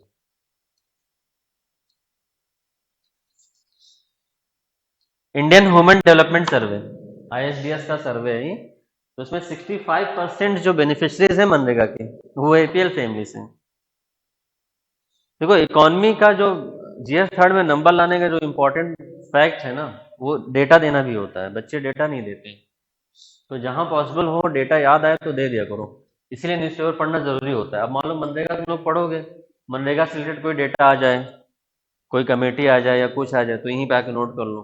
जैसे पब्लिक डिस्ट्रीब्यूशन सिस्टम पढ़ लिया तुमने, तो यहाँ पे आके नोट कर लो। जैसे गिग इकॉनमी पढ़ लिया, अब तुम्हें पता चल जाएगा कि इंडिया का कितना percent work force gig economy में इन्वॉल्व है, तो वो लिख लो। तो इससे तुम्हारे मार्क्स बढ़ेंगे, आराम से तुम 120 प्लस स्कोर कर दोगे। ये लिख के रख लो कहीं पे। ठीक है, क्लियर। लिख लिया इसको, पुअर टारगेटिंग। हाँ, नेक्स्ट है तुम्हारा पुअर क्वालिटी ऑफ वर्क।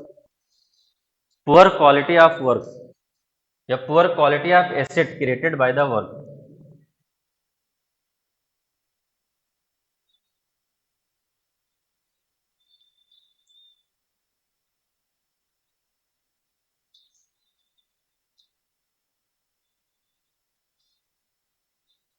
ठीक है। अब देखो, जो वर्क या एसेट जो क्रिएट होता है मनरेगा के वर्क के थ्रू, वो बहुत पुअर क्वालिटी का होता है। ठीक है। होता क्या है ना, देखो मैं तुम्हें समझा देता हूँ कि क्यों पुअर क्वालिटी का होता है।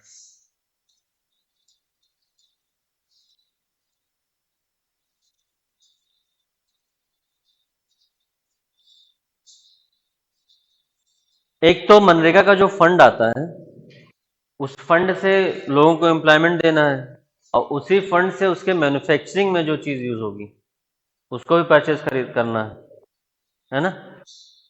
तो अब होता क्या है, जैसे मान लो मैन्युफैक्चरिंग में अगर तुम ज़्यादा पैसा दोगे, ठीक है, तो मैन्युफैक्चरिंग में ज़्यादा करप्शन होने लगेगा। जैसे मान लो कि गांव में कहीं पे पत्थर बिछवाने हैं, ठीक है, अब तुम अच्छी क्वालिटी का पत्थर लोगे तो और ज़्यादा बजट लगेगा। तो जब उधर तुम बजट बढ़ाओगे, जैसे एक तो वेज वाला हो गया, और एक उसमें जो मैन्युफैक्चरिंग में यूज होता है प्रोडक्ट, वो ही हो गया। अब मान लो 100 रुपये का बजट है तुम्हारे पास वो काम करवाने का। अब ठीक है, अब अच्छी क्वालिटी कैसे आएगी? जब आप मैन्युफैक्चरिंग में जो प्रोडक्ट यूज कर रहे हो वो अच्छी क्वालिटी का यूज करो। तो मान लो इसको मैन्युफैक्चरिंग का पहले 60 रुपीज वाला था, तो यहाँ पे भी करप्शन हो रहा था, पुअर क्वालिटी वर्क आया। अब अगर तुम इसको 80 कर दोगे तब करप्शन बढ़ जाता है, क्वालिटी ऑफ वर्क नहीं बढ़ती। नहीं समझ पा रहे हो भाई? अगर तुम क्वालिटी बढ़ाने के लिए मैन्युफैक्चरिंग में प्रोडक्ट जो यूज होता है उसकी क्वालिटी बढ़ाओगे ना, अगर उसकी क्वालिटी बढ़ाओगे तो उसमें क्या हो रहा है, उसमें भी करप्शन बढ़ रहा है।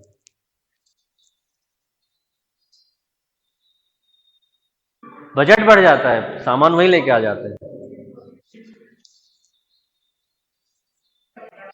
हाँ, डिसाइडेड होता है, तो वही बिल बनवा लेंगे 50 रुपए वाले का 80 रुपए में।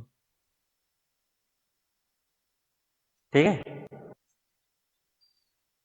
जैसे मान लो तुम्हें अभी चाय बनानी है, ठीक है, अब तुम चाय पत्ती लेके आए 100 रुपए वाली, ठीक है, अधिकारी ने चाय पिया, बोला कि चाय अच्छी नहीं है, बढ़िया क्वालिटी का इससे अच्छी क्वालिटी वाला चाय लेके आओ।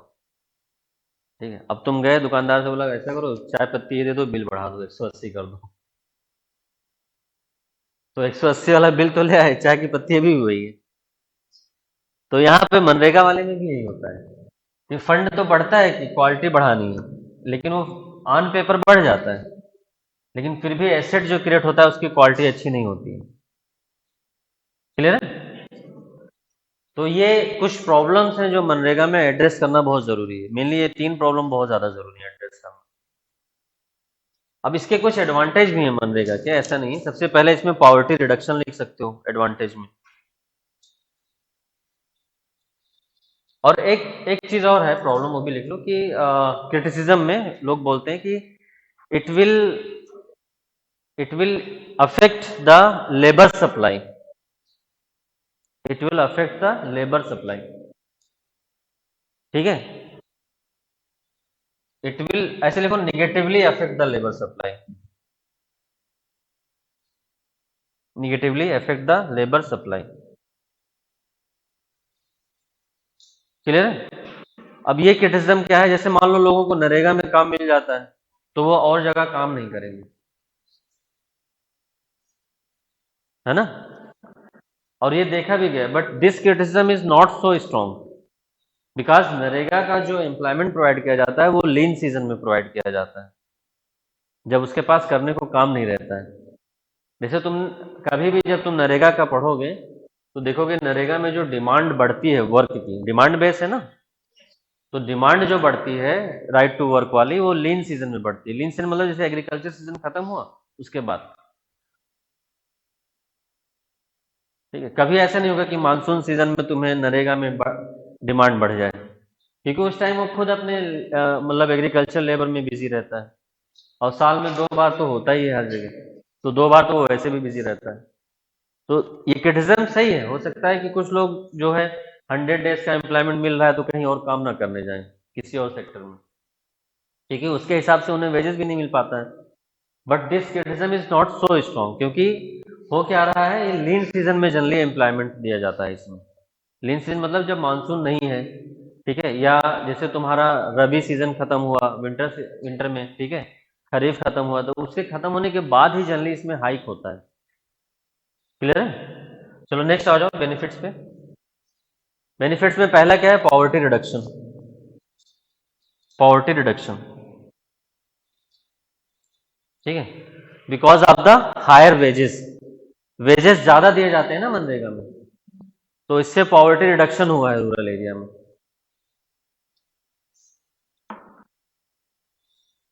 ठीक है, और क्या हुआ है, financial inclusion. Financial inclusion, financial inclusion का मतलब क्या होता है? हाँ, फॉर्मल बैंकिंग सिस्टम, चलो ये भी अधूरा डेफिनेशन है। तुम लोग आधा अधूरा बताते हो सब कुछ, अच्छी बात है, जानते हो कम से कम इतना भी बहुत है। ठीक है, access of everyone to financial products बोल दो। ठीक है, तो उसमें सब आ गया ना। अब तुमने सिर्फ बैंकिंग बोला तो बाकी पेंशन और इंश्योरेंस छूट गया। ठीक है, एक्सेस टू एवरीवन, ठीक है, टू फाइनेंशियल प्रोडक्ट्स या bringing everyone closer to the availability of financial products. ठीक है, या accessibility, affordability and availability of financial products to each and everyone in the society. Accessibility, affordability and availability of financial products to each and everyone in the society, that is financial inclusion। अब financial products तुमने बोल दिया तो इसमें सब हो गया ना, पेंशन भी आ गया तुम्हारा, इंश्योरेंस भी आ गया, बैंकिंग भी आ गई, आ गया कि नहीं? क्लियर? या नेक्स्ट लाइन में लिख दो, like pension, banking, insurance facility to all. तो मनरेगा से क्या हो रहा है, उनको वेज पेमेंट मिल रहा है। ठीक है, और पहले कैश फॉर्म में मिलता था, अब वो डायरेक्ट उनके अकाउंट में आता है ना। पहले कैश में रहता था मनरेगा, अब डायरेक्ट उनके अकाउंट में आ रहा है। तो इससे क्या हो रहा है, फाइनेंशियल इंक्लूजन भी हो रहा है। क्लियर? नेक्स्ट आओ।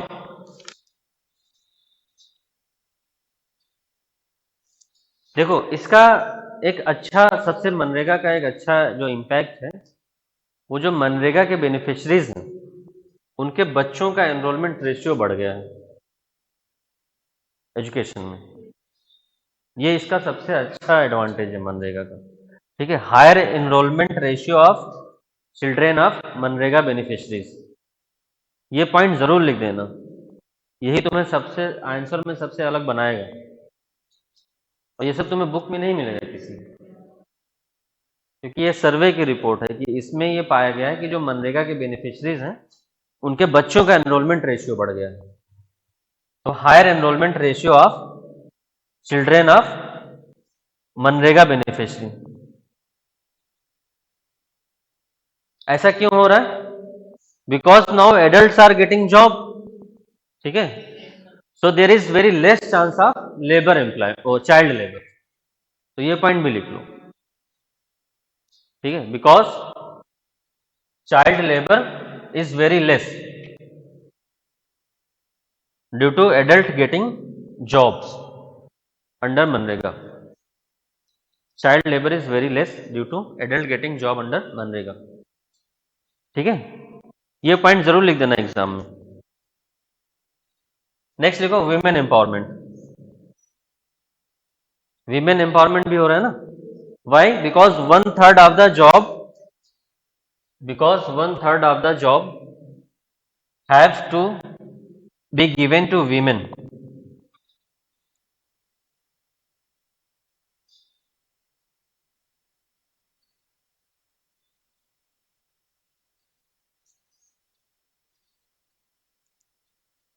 ठीक है, और एक्चुअल में एक तो वन थर्ड है, बट एक्चुअल में कई सारे स्टेट्स में ये मोर देन 40% है।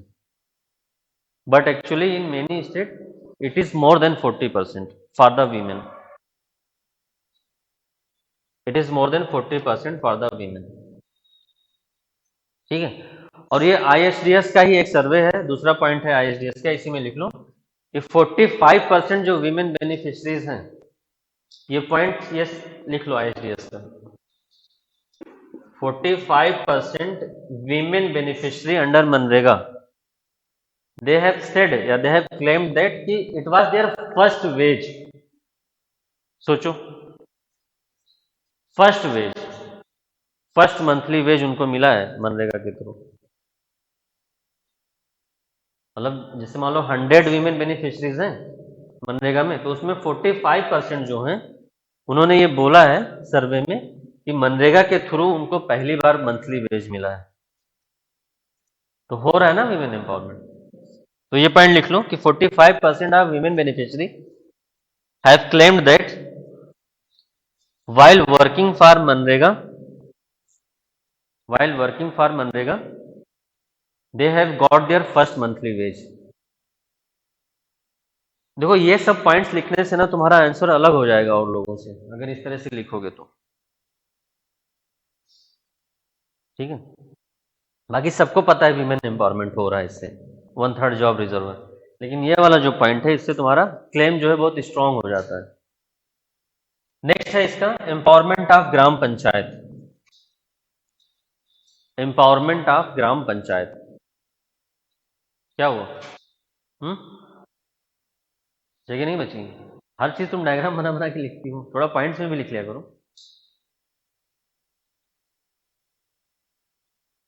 एम्पावरमेंट ऑफ ग्राम पंचायत, ठीक है, कैसे हो रहा है ग्राम पंचायत का एम्पावरमेंट?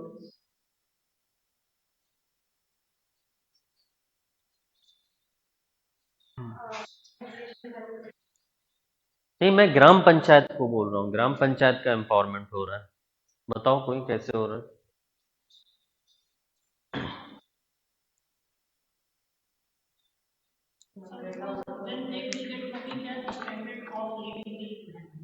नहीं तो ग्राम पंचायत मतलब समझ रहे हो ना, ग्राम सभा ग्राम पंचायत का मतलब समझते हो कि नहीं? हाँ, दोनों में डिफरेंस है कि एक ही चीज है? क्या अलग है बताओ?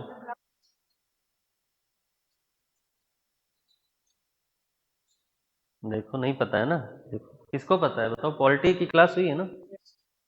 हम्म, कौन पढ़ा के गया है पॉलिटी?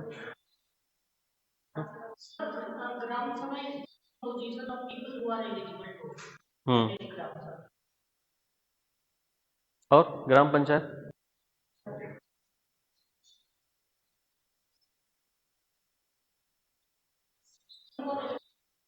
हम्म, हाँ ठीक है, ग्राम सभा मतलब क्या होता है? All the adult member of a village who are eligible to vote, वो ग्राम सभा के मेंबर हैं। ठीक है, फिर वो लोग सिलेक्ट करते हैं कि ग्राम पंचायत में कौन से लोग होंगे। तो ग्राम पंचायत का एम्पावरमेंट कैसे हो रहा है इसमें मनरेगा के थ्रू? देखो उन सोशल ऑडिट मिल रहा है ना, खुद से ऑडिटिंग कर रहे हैं डेवलपमेंट स्कीम की, तो उससे एम्पावरमेंट नहीं हो रहा है भाई। एम्पावरमेंट का मतलब क्या होता है कि आपको पार्टिसिपेशन मिले, ट्रांसपेरेंसी हो, अकाउंटेबिलिटी हो।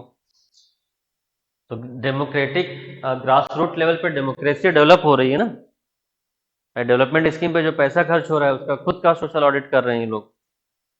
तो ग्रास रूट लेवल पर डेमोक्रेसी प्रमोट होगी कि नहीं? तो ग्राम पंचायत एम्पावर्ड होगा, और ग्राम पंचायत जब एम्पावर्ड होगा, ठीक है, तो मनरेगा का इम्प्लीमेंटेशन और अच्छा होगा। कुछ स्टेट ऐसे हैं जहाँ पे ग्राम पंचायत एम्पावर्ड है तो वहाँ का इम्प्लीमेंटेशन बहुत अच्छा है, जैसे राजस्थान है, राजस्थान का एग्जाम्पल दे सकते हो तुम, तमिलनाडु है, यहाँ पे जो है इसका इम्प्लीमेंटेशन बहुत अच्छा है मनरेगा का। ठीक है, तो political empowerment of gram panchayat, ग्राम पंचायत जो है एम्पावर्ड होगा पॉलिटिकली, तो ये भी इसका बेनिफिट है।